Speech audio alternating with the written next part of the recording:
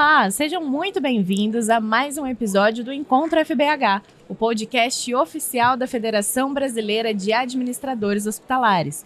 Meu nome é Tainá Mana, eu atuo na comunicação da FBH e também sou diretora editorial do Grupo Mídia. Hoje nós vamos receber um convidado muito especial, mas para me ajudar na condução desse bate-papo, eu tenho aqui pela primeira vez Marcelo Caparelli. Bem-vindo, Marcelo. Obrigado, Tainá. Eu sou Marcelo Caparelli, como ela já disse.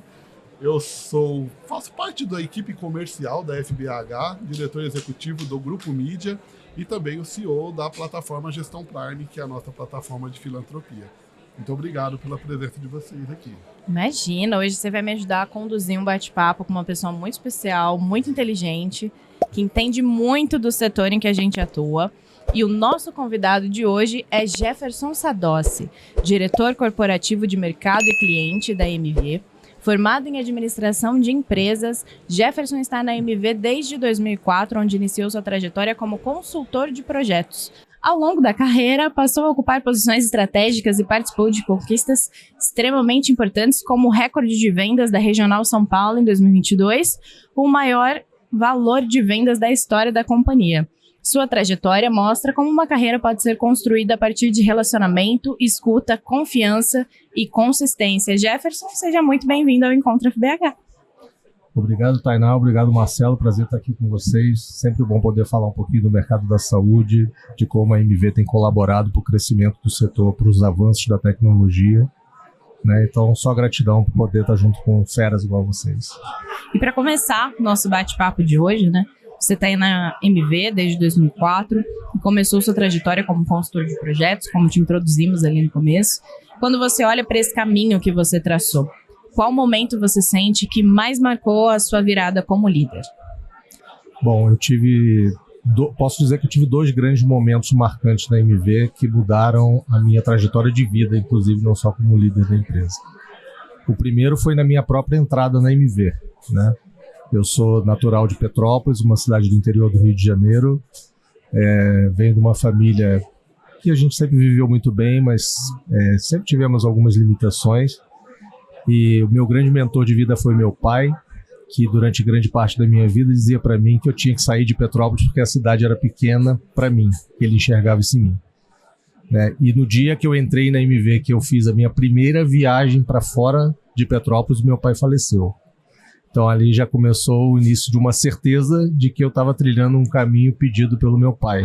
E isso marcou a minha carreira profissional, porque transformou a forma como eu passei a pensar naquela entrada da MV, naquele momento. Poxa, meu pai me deu uma resposta em vida, então eu vou seguir esse caminho e vou embora.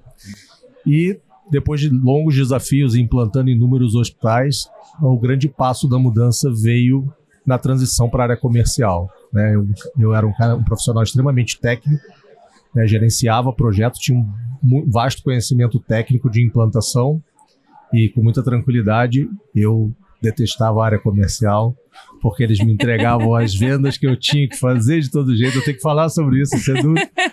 Mas eu não conseguia me enxergar e o Paulo, num ato provocativo, o Paulo, nosso CEO, me levou para a área comercial enxergando que eu tinha potencial para isso.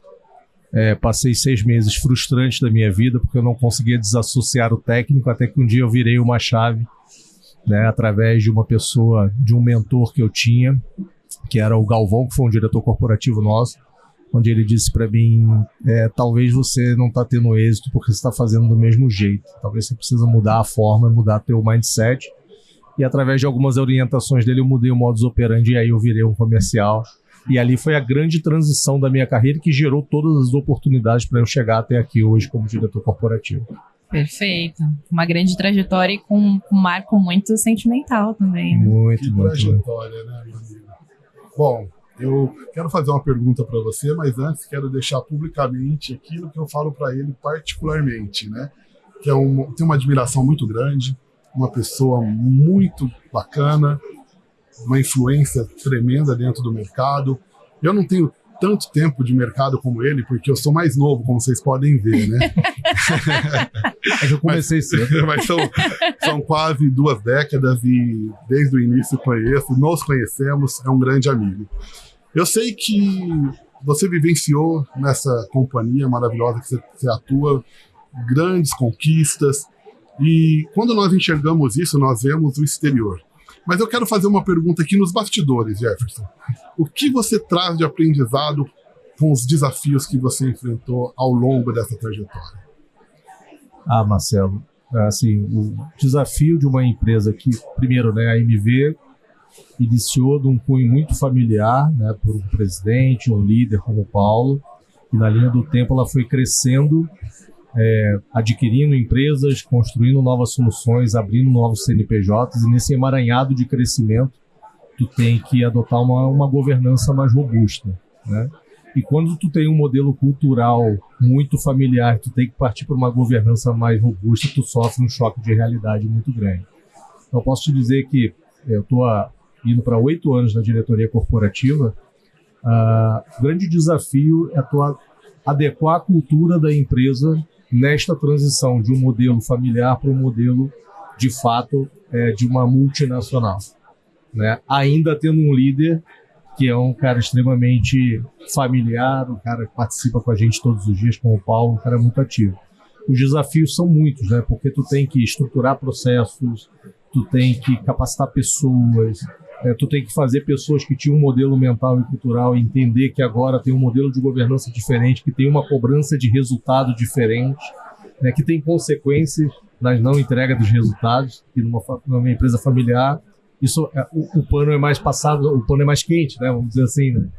Então, o grande desafio é tu mudar a cabeça das pessoas, né? E numa empresa como hoje a gente tem 2.900 pessoas, cara, mudar o mindset delas, mudar o modelo cultural, é um trabalho que tu tem que botar muita energia. Ainda dentro da mesma pergunta, teve algum momento que você pode destacar que foi mais desafiador? Marcelo, nós tivemos um momento na MV que nós tivemos a entrada de um fundo, né, de investimento lá em 2013. Teve um fundo americano que entrou na empresa. Isso mudou bastante, principalmente o modelo de governança do ponto de vista financeiro, contábil, a estrutura interna. Esse movimento ele gerou, posso dizer assim, uma perturbação interna, uma confusão interna. Poxa, mas antes eu fazia assim, agora vai ter que ser assim. Vai ter que ser assim, porque tinha uma exigência, né? Depois o Paulo retomou 100% da empresa, não teve mais o fundo, mas o modelo de governança permaneceu com o nível de exigência. Eu diria que aquele momento foi um momento mais turbulento pela exigência mais forte que tinha de um ator novo que tinha na companhia. Perfeito, vários feedbacks já, vários insights. E Jefferson, eu queria abordar do outro lado agora. Porque na saúde, construir uma relação com o cliente não é só baseado em entregar serviço ou em entregar resultado. Tem que ter confiança. Quais você diria que são os pilares que você usa ou que você trabalha para construir essa relação de confiança num setor que é tão sensível e complexo? Eu diria que com todo o desafio que a gente tem na saúde, ainda a MV tem um grande diferencial que é o relacionamento, né? Acho que o pior momento que nós vivemos foi a pandemia, porque os relacionamentos se afastaram muito. Eu acredito muito na questão do olho no olho, né, na questão do aperto de mão. O meu pai tinha uma frase para mim que ele dizia: meu filho, a sua palavra tem que valer mais que a sua assinatura. No dia que a sua assinatura valer mais que a sua palavra, você tem um problema. Então, eu fico com essa máxima do tratamento do fio do bigode, como dizia antigamente, né? Mas essa relação próxima de confiança, de você estar junto, né? Nós temos uma máxima, por exemplo, meu time, né? E é uma diretriz do próprio Paulo, nós não podemos ter telefone desligado. A gente fica 24 horas com o telefone ligado. Se você me ligar e eu não atender, com certeza eu vou mandar uma mensagem dizendo que eu não posso atender. E é verdade. Mas em algum momento eu vou retornar, porque às vezes a gente está numa viagem, numa agenda, numa apresentação e nem sempre a gente consegue, mas eu vou retornar. Se um cliente me ligar 3 horas da manhã porque deu uma parada sistêmica, e às vezes isso acontece, eu vou atender o cliente 3 horas da manhã. E esse é o grande DNA que fez a diferença na companhia, essa proximidade, né, essa vivência. A gente respira muito a dor do cliente, a gente vive com o cliente a realidade dele. Agora mesmo, recentemente, a gente está lá num projeto de transformação de um hospital monstruoso, que é o RHP lá de Recife, o Hospital Real Português. Sim. E a gente está vendo um hospital se transformar tecnologicamente e todos os dias a gente discute alguma dor, seja dele ou seja nossa, né? Mas a gente está junto. e a gente compartilha do problema, a gente assume os problemas, né? Porque tecnologia é um negócio difícil demais, porque não é uma... o Paulo faz uma frase e ela é verdadeira, né? Na matemática, 2 mais 2 são 4. Na tecnologia pode ser 5, pode ser 6, pode ser 3.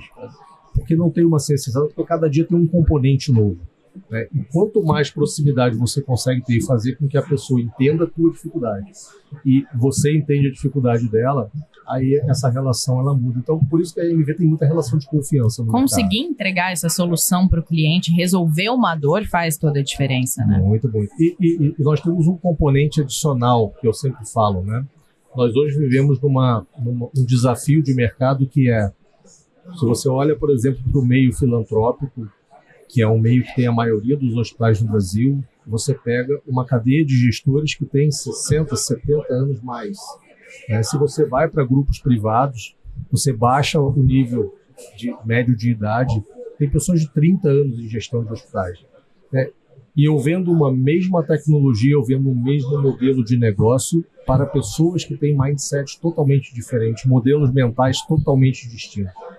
E eu ainda adiciono mais um componente nisso tudo, que é a questão cultural regional, né? Eu tive essa experiência, eu fui diretor do Rio de Janeiro, eu montei a filial Rio, fui diretor de São Paulo e depois vim para o corporativo. Tudo que eu fazia comercialmente no Rio de Janeiro não servia para São Paulo. E tudo que eu fazia em São Paulo não servia para o Rio, porque o modelo mental, cultural da região é diferente. Então, além de você ter a variação do modelo mental da faixa etária, você tem o desafio cultural da região. Você pega assim, eu brinco, né? Você vai falar com o mineiro gosta de falar com o mineiro. O mineiro não gosta muito de conversar com o carioca, ele gosta de conversar com o mineiro. Mas tá tudo certo, não tem problema, né? Mas como é que a gente adapta essa múltipla realidade que existe no Brasil? É muito doido isso. Mas eu acho que isso é uma habilidade muito grande de quem atua muito com comercial também, né? Saber gesticular. Por isso que o Paulo identificou isso nele, ir né? para um lado, para o outro. É isso aí. Falando de cultura, né?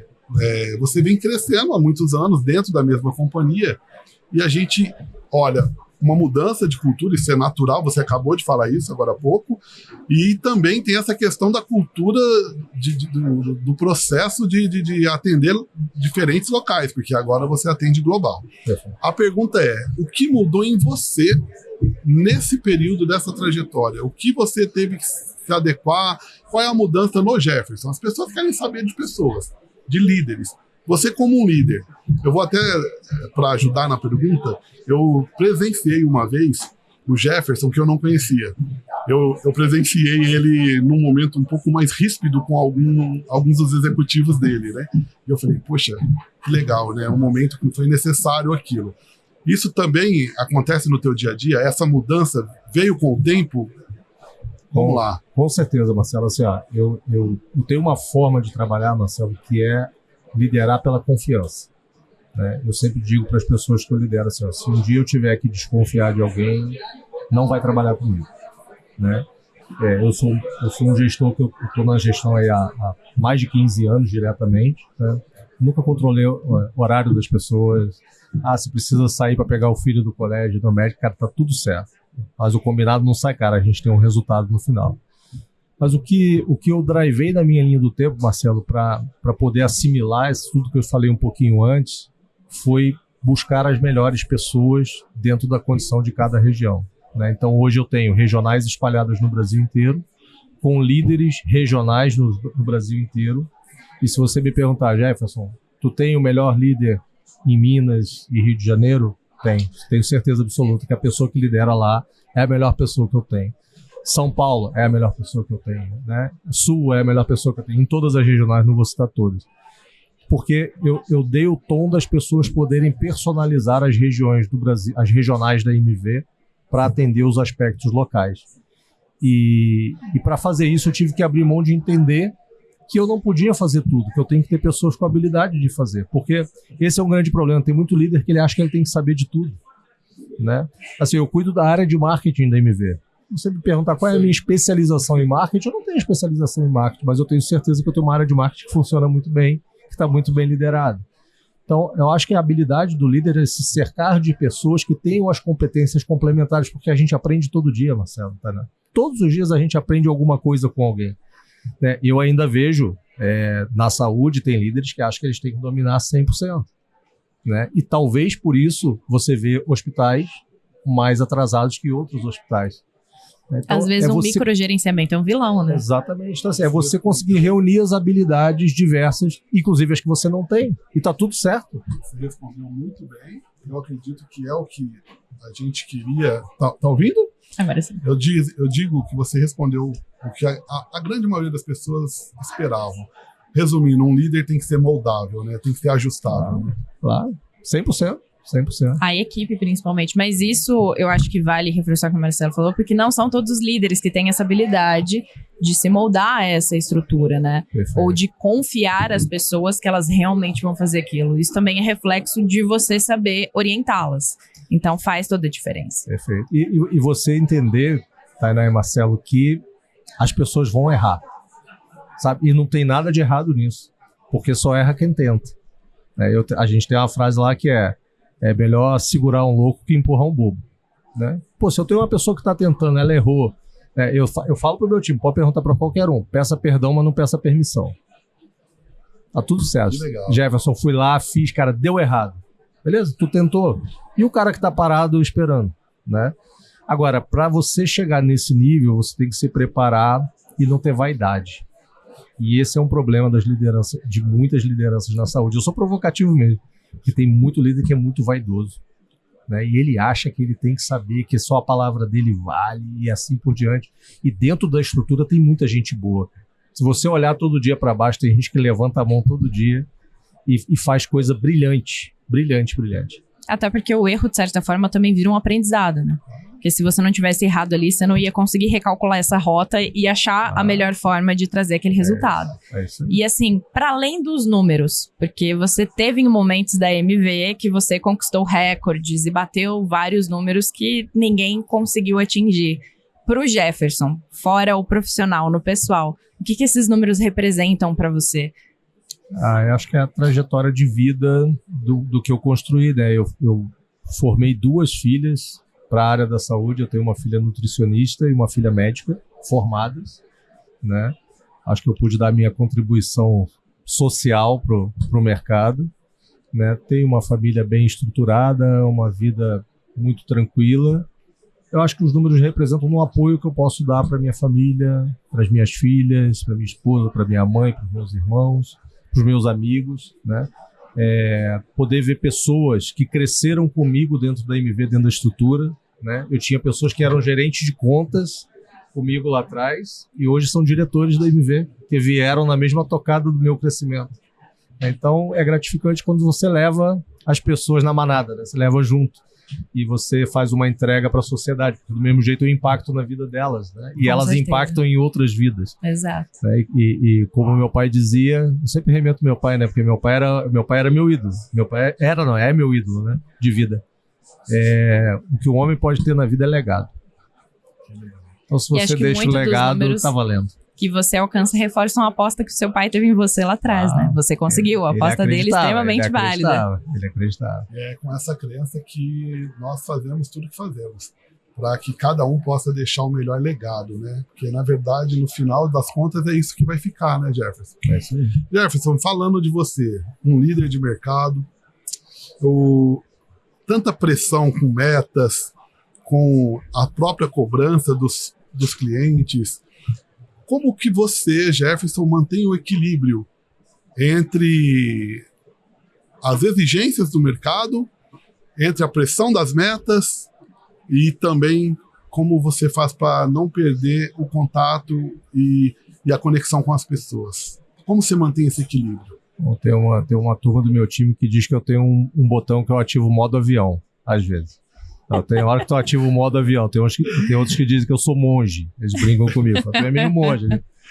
Marcelo, eu diria assim, cara, a pressão, primeiro, né, o mundo corporativo sem pressão não existe, né? Então, pressão por meta, tá lá o nosso presidente todo dia, felizmente, né, você falou ali, Tainá, eu entreguei a Regional São Paulo num número bastante expressivo no crescimento que ela teve, a Regional teve continuidade através do Pedro, que é o atual gestor, e corporativamente também nos últimos 2 anos nós fizemos os maiores números de venda da história da MV, né? Nós porque é um trabalho de time. Então a pressão no mundo corporativo ela é inevitável, Então, a gente tem que entender que numa cadeira de gestão vai vir pressão de todo lado. Meta, Marcelo, comercial que tem medo de meta, pode sair da área comercial, porque isso aí já está no DNA, aceita que dói menos, né? Eu brinco com o meu pessoal de igual. O grande ponto da área de vendas é o seguinte, tu não tem nunca passado, tu só tem presente e futuro, porque se amanhã tu não bater meta, tu tá condenado. Verdade. Né? E o mercado vai pressionar até pelo nível de exigência da liderança da MV. Né? Então a gente entender que, poxa, nós somos os pioneiros em muitas transformações digitais na saúde, né? O pioneirismo tem preço, né? Porque você paga preço por isso. Então quando você entende o teu papel e a tua responsabilidade no mercado, tu sabe que a pressão vai ser natural. Então, cara, assim, eu sou muito tranquilo em relação a isso, sabe? O mercado às vezes me pressiona, tem cliente que me liga, briga, xinga, né? Internamente, reunião, pega fogo. Gente, tudo certo. Final de semana eu tento o máximo desligar, cuidar da minha vida pessoal, estar com a minha família, assistir meu futebol, que é algo que eu gosto muito, é minha cachaça, né? E desopilar e entender a pressão como uma coisa natural. Eu falo para as minhas pessoas assim, eu acho que o meu grande pilar de crescimento, e é uma coisa que eu falo muito para as minhas filhas, tem gente que trabalha, tem gente que faz o que gosta. Só por aí tu vê a diferença do peso. A palavra trabalho tem muito peso, né? Eu faço o que eu gosto. Eu tenho prazer em fazer o que eu faço. Quando você faz isso, você já tira um peso enorme. A pior coisa que tem é quando a pessoa está lá e diz assim, levanta 6 horas da manhã e diz, puta, eu tenho que trabalhar. Não. Assim, já começa o dia truncado, eu tô há 22 anos viajando, viajo para um lado, vivo dentro da mala, tá tudo, porque faz parte do meu DNA, né? Então, quando você entende essa perspectiva e faz o que você gosta, cara, você assimila a pressão com muita tranquilidade. A dica para mim é assim, não trabalhe, faça o que você gosta. Perfeito. E era justamente... Pode fazer, à vontade. Fica tranquilo. Eu quero fazer uma pergunta que não está no nosso script. Nós estamos vivenciando na federação agora um novo tempo. Um tempo muito bom, com um novo presidente, o Edmilson. E em 8 meses nós já estamos vendo resultados aí muito significativos. E eu aproveito para perguntar para você, como você vê esse trabalho que a federação tem feito hoje em conectar líderes e administradores hospitalares? Eu faço essa pergunta porque, conhecendo vocês e vendo o nível de conexão que vocês têm com os administradores hospitalares e com todo o setor, eu acho importante deixar para as pessoas que estão nos ouvindo como isso é importante, como você vê essa importância dessas conexões. Vamos fechar com chave de ouro a entrevista, pelo visto, então. Marcelo, assim, a gente participa de movimentos com várias federações no Brasil, vocês são uma delas, né? A minha provocação é como as federações consigam fazer com que as instituições enxerguem as reais transformações que precisam ser feitas e como a federação ajuda elas a viabilizar. Né? Porque eu vejo algumas Brasil afora que parece uma associação pela associação, né? Para filiar e ter ali, eu faço parte. Mas o que a associação leva de valor agregado para a instituição que está atrelado nela? O que ela leva de benefício, o que ela constrói, o que ela ajuda a mudar no processo da instituição, como ela ajuda na melhoria, como ela ajuda na capacitação da instituição. Eu te diria assim, quando eu olho para a tecnologia, o meu grande desafio hoje é catequizar o mercado e capacitar o mercado para aderir a tecnologias. Né? O mercado, apesar do Brasil ter dado um boom grande aí nesse movimento tecnológico, cara, você ainda tem muita instituição manual. Né? Você ainda tem muito processo no papel. Né? A gente estava discutindo agora há pouco numa palestra, você ainda vai para muitas instituições, sai da tua casa passando mal e você fica lá 1h30 sentado esperando para ser atendido. Poxa, e a tecnologia está onde nisso? Então, porque no dia a dia, todo mundo usa tecnologia para tudo. Todo mundo assiste filme, escuta música, pede comida, pede táxi, tudo usando tecnologia. E quando é para a saúde, por que a gente fica lá 1 hora na fila esperando para ser atendido? Por que não tem essa adesão? Então, eu acho que falta um modelo de capacitação. E aí eu acho que as federações têm um papel importante de capacitar essas pessoas. E aí não é só gestor. Aí é operação. Né? Nós temos que ir no nível operacional, fazer com que as pessoas entendam a importância da tecnologia. Né? Eu vi uma fala do Daur, do RHP ali, que ficou na minha cabeça. Ele falou assim, a gente tem um dever cívico. Né? Em dado momento, nós trouxemos as pessoas para as telas dos sistemas. Agora nós precisamos tirar as pessoas das telas e usar a tecnologia a favor delas. Elas saírem da tela usando a tecnologia para o benefício, né?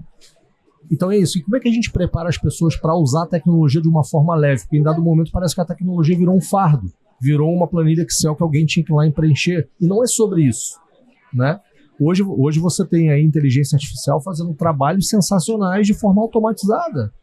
Poxa, e a gente usa às vezes a inteligência artificial para fazer uma apresentação, né, para comparar uma planilha Tá no nosso Excel. dia a dia, né? E por que a gente não está usando isso na saúde, gente?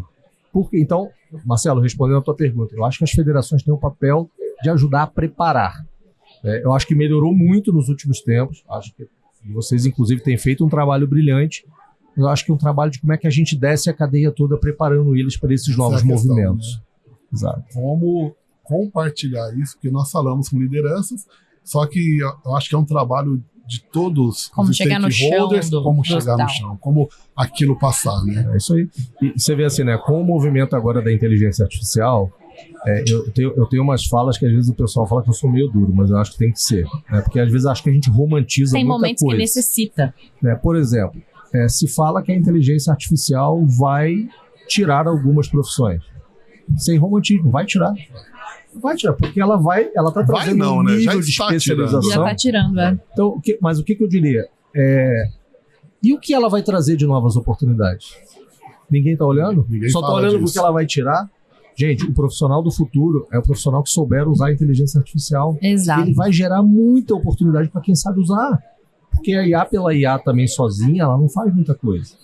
Então, como é que as pessoas se preparam para as novas oportunidades? Eu falo nas palestras, né? Se você pegar na década de 60, quantas vagas de desenvolvedor de software tinha no mundo? Hoje são algo como 30 milhões. Nós estamos falando de, aí, no intervalo de menos de 50 anos, um número que era zero virou 30 milhões. Porque surgem novas profissões. Então, é esse o movimento que as pessoas precisam olhar. Pô, como eu me especializo na IA para usar o melhor dela e eu sou um profissional capacitado. E não, eu vou perder meu emprego. Se ficar nessa, vai perder mesmo. Acho que os profissionais têm que virar essa chave também. É isso. E aprender a se profissionalizar E aí, nesse sentido. E aí tem a oportunidade de preparar as pessoas para isso. Porque às vezes elas se bloqueiam. Elas têm medo de perder o emprego. E elas resistem à tecnologia por Trava. isso. Só que elas se esquecem de um pequeno detalhe. Tem um dia que elas viram paciente. E elas precisariam da tecnologia para ajudar elas. E querendo ou não, elas vão precisar. Vão precisar. Ou o pai, ou a mãe, ou o filho, ou o irmão. Né? Alguém Uma hora próximo. a gente vai precisar. É um fato. E aí? E hoje a gente encerra esse episódio com essa super reflexão do Jefferson. Muito bom. Jefferson, eu quero agradecer, né? Porque você compartilhou aqui coisas que eu vou levar, viu, Tainá? Nossa, eu também. Eu gravei a frase, né? Peça perdão, mas não peça permissão. Eu gostei muito. Muito obrigado por compartilhar a sua trajetória, suas experiências. Tenho certeza que vai ser muito produtivo para quem ouvir esse podcast. Com certeza. Gratidão. Eu que agradeço a oportunidade. Uma honra ter você aqui com a gente nesse episódio, Jefferson. Honra estar Obrigada. com vocês. Obrigado, gente. E eu agradeço também a você que participou, a nossa audiência que nos assistiu, que está aqui com a gente até agora, e convido vocês para continuarem acompanhando os próximos episódios do Encontro FBH. Para não perder nada, é só ficar de olho nas nossas redes sociais e no nosso canal do YouTube. Obrigada, até o próximo. Valeu.